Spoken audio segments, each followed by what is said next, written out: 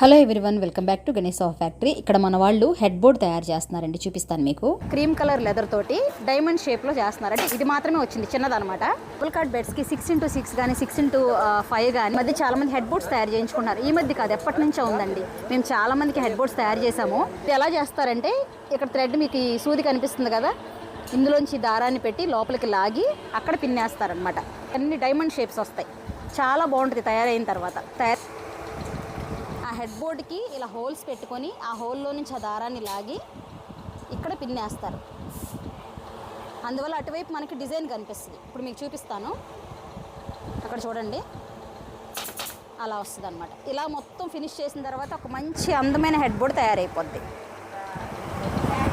ఇక్కడ చూడండి, షేప్స్ వస్తున్నాయి. అలా చేయడం వల్ల డైమండ్ షేప్స్ లాగా ఆల్రెడీ ఇక్కడ మీకు 2 షేప్స్ కనిపిస్తున్నాయి, అలా వస్తాయి అన్నమాట. సో అలా చేసుకుంటూ ఆ చివరి వరకు చేస్తారు. వర్క్ చాలా టైం పడుతుందండి. చాలామంది కస్టమర్స్ అనుకుంటారు, చిన్న హెడ్ బోర్డే కదా, ఎందుకు అంత కాస్ట్, లేదంటే ఎందుకు అంత అని అడుగుతుంటారు కదా. అన్నిటికంటే ఇది కొంచెం వర్క్ ఎక్కువ అండి. హెడ్ బోర్డ్ అనేటప్పటికి పాయింటింగ్ తీసుకోవాలి మనం డైమండ్ షేప్స్లో. ఆ పాయింట్లో కరెక్ట్గా మెజర్మెంట్స్ అన్నీ ఒకేలా ఉండి మనకి అందంగా కనిపించాలంటే కొంచెం టైం తీసుకుంటుంది. ఇప్పుడు వర్క్ చూసారు కదా మీరు. సో అందుకే ఇది ఎక్కువ టైం పడుతుంది, కొంచెం కాస్ట్ ఉంటుంది. మన దగ్గర అయితే రీజనబుల్ ప్రైజెస్ ఉంటాయిలేండి. నేను అది చెప్తాను మీకు. ఎవరైనా చేయించుకోవాలి అనుకుంటే నన్ను కాంటాక్ట్ చేయండి.